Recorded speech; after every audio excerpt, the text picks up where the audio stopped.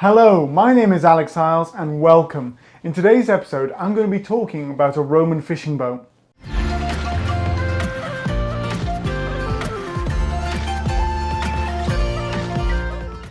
Welcome back. So in today's episode, I'm talking about a Roman fishing vessel, which I think is really special. Now, I saw this Roman fishing vessel when I went to Xanten, which is a Roman museum in Germany, during my time while I was working across in the Netherlands during the summer. Now, this is quite a cool boat, and I'm doing a series on a number of the boats that I saw while I was at Xanten. So if you do like the sound of that, why not subscribe now, and I'll tell you a little bit more about them. In the meantime, let's get right into the topic. Now, this Roman fishing boat started off life not as a fishing boat, but as a dugout canoe. Now, dugout canoes are one of the oldest forms of vessels that we know of in the world. You take a log, and there are two different ways. In North America, they would set fires on top and then make the wood into sort of charcoal or ash, then dig it out so you would have a boat-like shape, and then you could float on the water. In Western Europe over here, we find that we don't use fire, but instead they would just use axes to dig it out. And as they dug it out, you would then have the shape of a boat that you could then utilize on the water as well. So this one was used as a transport vessel for a number of years, but then was repurposed. Now, it's quite a large vessel in itself. So if you see the picture over here, it's 5.4 meters long, 0.76 of a meter wide, or 76 centimeters wide, and 46 centimeters high. And when it's these proportions, it was then refitted and had a cover put over the top. And when it had the cover put over the top, it then had holes drilled into the side of it. Now, initially, when me and my friends were looking at it, we were sort of standing there and basically were looking at it and going, why has it got holes in the side? You know, surely having holes in the side of a boat is a really bad idea. But then suddenly, almost like a eureka moment, I just started laughing because I realized it's just like a modern day fish tank. Now, I don't know if any of you have pet fish, or if you've been to an aquarium or even to a pet store where you can go and look at the fish section. Now, when you look at that, they always have aeration systems or ways of pumping fresh oxygen into the water.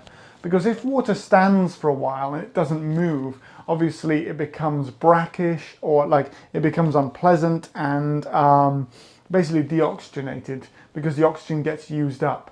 But if water's moving, it picks up oxygen, and when it's moving, that means that animals can live inside that water and do really quite well, or fish can. But if water's moving, it means that fish can live in that water because there's oxygen. Because as they swim around, the water passes over their gills, they pick up oxygen from the water, and then they can breathe. Just like if you had a room and all of the oxygen was slowly used up and people were breathing in that room, then that would be replaced by carbon dioxide, and then unfortunately anyone inside that room would suffocate. That's basically how it would work. You have to think of it in the same way. So if this fishing boat had not had holes drilled into the side, slowly the fish as they swam around inside would use up the oxygen, and as they used up the oxygen, they would then suffocate and be dead fish inside of it, which wouldn't be much use, because this is a really clever form of boat. This boat is actually used to fish, so you can see they've reconstructed and they've put a fishing trap there on top, but what they also had a net, which you can see on this side of the image. And when you had a net, the idea would be is that you would go along, you would catch fish from the river, and then once you catch them, you would put them inside the boat here, where you can see there's a nice little door where obviously you dump the fish inside, and then you would move up and down the river fishing. And this boat could even be moved along like a punt, so you would have a long stick and you could push it into the river and then propel the boat along the river by punting, or you could probably do it with a small little oar as well.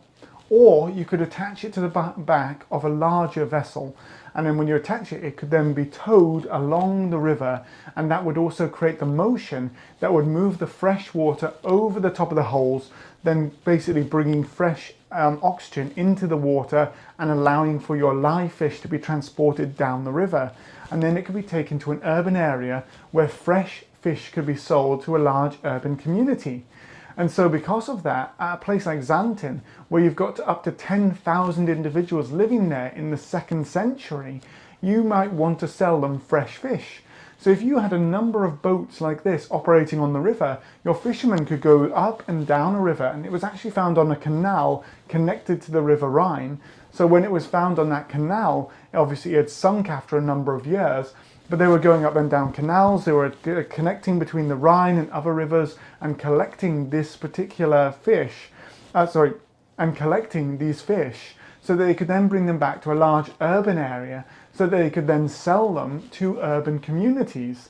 But they wanted the fish to arrive alive, and therefore that shows that there was a preference for fresh fish as well as having like salted fish, fish sauces like garum, which is a famous Roman fish sauce, or possibly even smoked fish as well.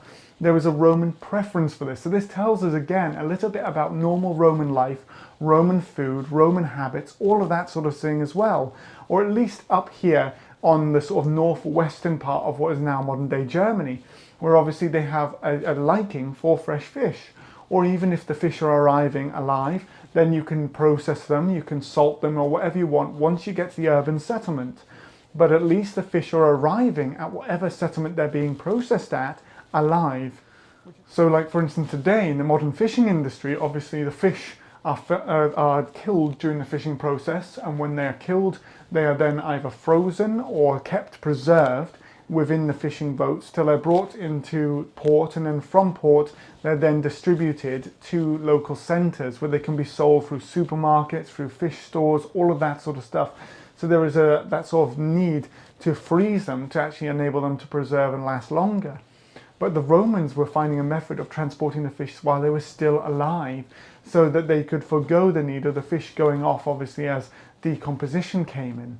So that's one of the things I really enjoy about this, is to get a small glimpse in Roman life, because they had come up with a solution to enable for fresh fish to get into urban areas, and then from that to be sold and to be transported around the Roman communities.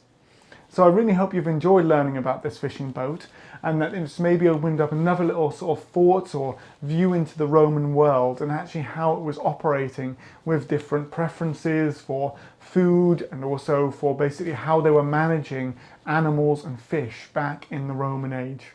If you have enjoyed the video, please do like and subscribe, share the video with your friends, and if you would like to support me further, I do also have a Patreon and a Ko-fi account down in the description below, but there's no pressure from me if you don't want to. Alongside this as well, I really hope you'll join me for another video in the near future, but until then, stay safe and well, and thank you very much.